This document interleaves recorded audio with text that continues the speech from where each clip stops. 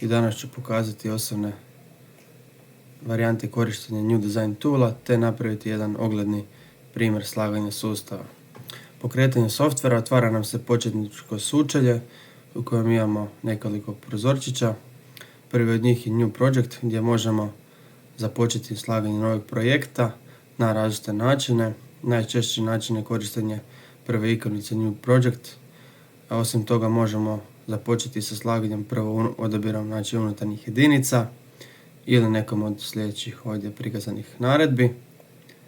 Dalje imamo Open Project gdje možemo otvoriti već postojeće projekte, te meni ovdje nudi neke recent projects koje sam radio. Zatim možemo eksportirati naše projekte, te pod Options možemo mijenjati parametre za naš sustav. Dakle, možemo postaviti želimo li da nam unutarnje jedinice pokazuju sa korekcijom ili bez korekcije kapaciteta u ovisnosti o naravno opterećenju vanjske jedinice. Zatim možemo postaviti ograničenja opterećenja VRF sustava. Zatim pod CAD setting moramo postaviti software, odnosno CAD koji koristimo da bi mogli napraviti eksport elektrošeme u DVG formatu. Zatim pod region setting, tu je već postavljeno defaultno da koristimo europsku zonu. Te pod unit of measurement možemo postavljati, odnosno mijenjati mjerne jedinice za naše parametre. Pod user setting najbolje vam je, kao što je kod mene trenutno postavljeno, biti disablano, neki limitation checkovi kako vam se ne bi svaki put kad palite sustav i pokrećete novi projekt upalili ti limitation checkovi, pa najbolje disablati na početku. Pod information nam je samo u biti varijanta, odnosno verzija našeg sustava koji koristimo, odnosno softvera. Sad ćemo krenuti sa izradom jednog projekta. Znači klikam na ikonicu New Project, otvara nam se prozor koji nam daje Project Property. Tu je postavljeno znači defaultno da je europska zona, frequency od 50 Hz, u gornjem dijelu imamo i postavljen datum naše izrade projekta. U donjem dijelu, kako za hlađenje, tako i za grijanje, imamo mogućnost mijenjanja parametara, znači temperature i relativne vlažnosti. Trenutno je postavljeno defaultno i ja ću tako ostaviti za naš trenutni sustav, mada kažem ako je potrebno uvijek se može promijeniti u ovom Project Property. Dalje nam se otvara Serial Selection, prozor koji nam daje mogućnost odabira tipa vanjske jedinice, zavisnosti o varijanti Mitsubishi Electric opreme. Znači, možemo birati vanjske jedinice iz klasične Y serije, zatim Heat Recovery serije, pa hibride, vodene sustave, S sustav nam označava mini VRF, zatim s desne strane MXZ serija multi sustava, komercijalna serija, mono sustavi, te ventilacija i rekuperacija. U donjem dijelu ovog prozora možemo mijenjati znači, varijantu vanjskih jedinica koji koriste Freon R32, koji koriste R410. Za naš slučaj ćemo odabrati mini VRF. Tu nam se odmah daje mogućnost odabira svih varijanti mini VRF vanjskih jedinica. Vidimo da, evo ja ću za svoj slučaj odabrati PUMI SP112 i vidimo da nam tu nudi nekoliko varijanti.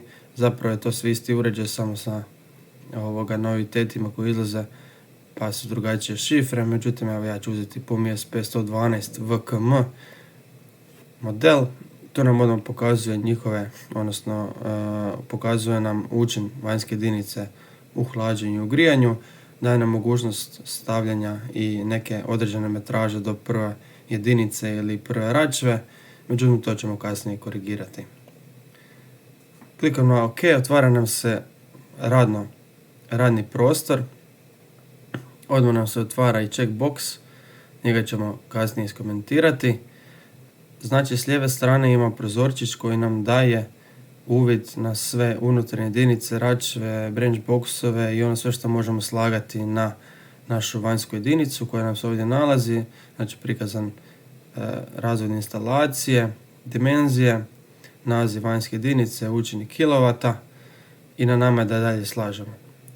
Jednostavno samo kliknemo na ikonicu koja nam se ovdje nalazi, ja ću uzeti običnu račvu, dovesti do praznog prostora, pustiti i otvara nam se odmah prozorčić gdje možemo korigirati još neke stvari. Za naš mini sustav VRF-a koristi se Y62 račva. Evo ja ću odmah staviti da imamo neku udaljenost od vanjske jedinice do prve račve 10 metara. Kliknem na OK, odmah nam se taj sustav dalje dijeli na dvije staze. Ja ću opet uzeti jednu račvu, staviti je tu, staviti recimo 3 metra udaljenost, pa ću uzeti još jednu račvu, dovući tu, dropati je, pa staviti na primjer 5 metara udaljenosti. I reći ću da sam ovime definirao naš oblik sustava kojeg radimo trenutno. Dalje imam ponuđeno ovdje sav izbor mogućih spajanja unutarnjih jedinica na našu vanjsku jedinicu. Vidimo da su nam ovdje prikazane i kazetne, i zidne, i podne, i jedinice iz kućne serije, i hydro unit, i u biti sve ono što možemo spajati na našu vanjsku jedinicu. Evo, uzet ću kazetnu jedinicu za naš slučaj, četverosmjernu. Otvara nam se prozor gdje opet možemo, birati između različitih varijanti unutarnjih jedinica. Uzet ćemo kompakt, na primjer, za naš slučaj, te ćemo uzeti jedinicu, na primjer, od 3,6 kW u hlađenju. Stavit ćemo da nam je udaljenost od račve do unutarnje jedinice, na primjer, 5 metara. Možemo staviti odnosno nazvati prostoriju u kojoj se nalazi ta jedinica, optional parts za našu unutarnju jedinicu ako nam je potrebno, ali evo, na primjer, stavit ćemo OK. Za drugu jedinicu stavit ćemo, na primjer, zidnu jedinicu.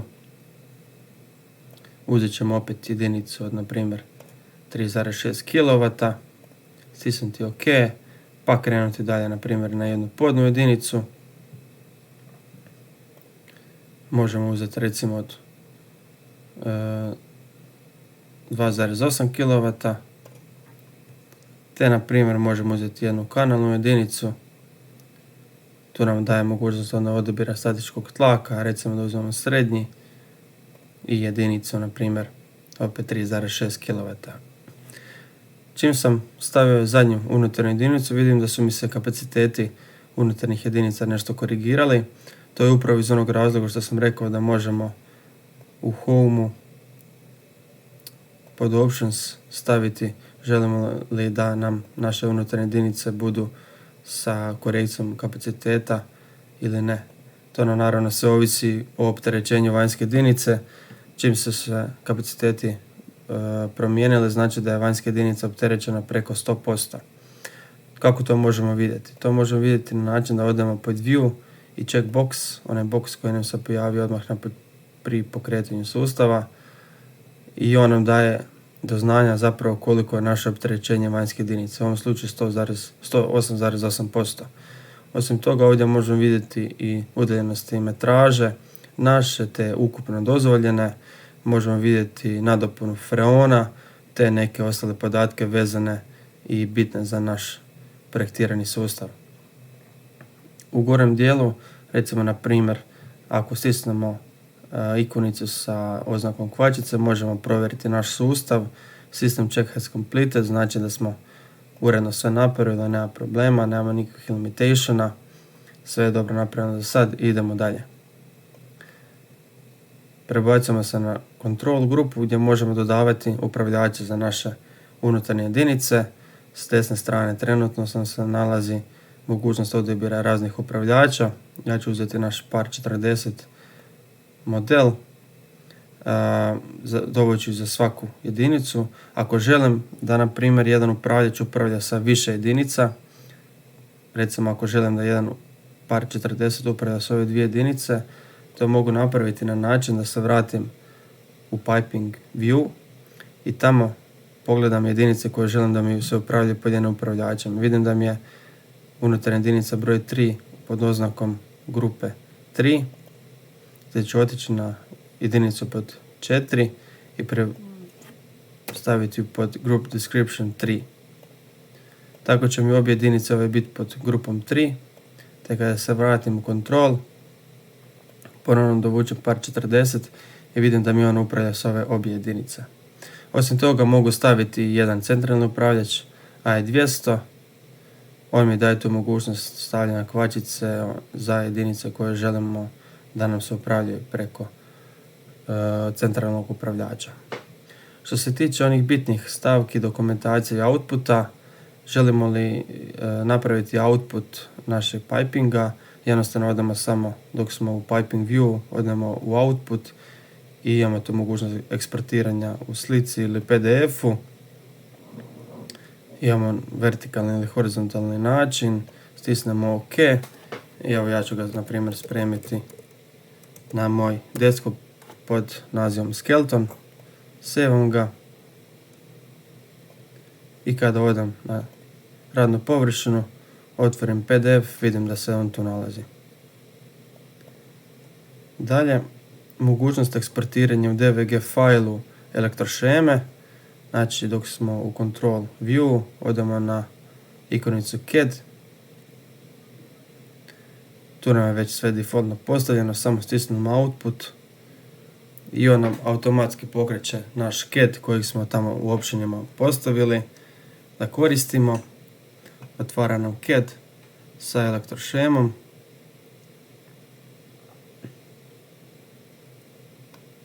Naravno tu nam je vidljivo da su unutarnje jedinice spojene na upravljače. Vidimo da su ove dvije jedinice spojene na jedan upravljač. Na ovoj lijevoj strani vidimo i tu centralni upravljač AE200. Sad to možemo spremiti, međutim ja trenutno neću. Osim CAD, odnosno DVG fajla, možemo napraviti i proposal file u Excelu. Stisnem na ikonicu proposal file, sve nam je opet defaultno postavljeno, možemo mijenjati neke stvari koje želimo, odnosno ne želimo u našem proposal failu. Eksportiramo ga, evo, opet na desktop. Zapravo nam je taj proposal file cjelokupna stavka koja nam uključuje sve informacije u našem rađenom projektu. Kada je malo veći sustav, treba malo više vremena da se proposal file napravi, da ga učita.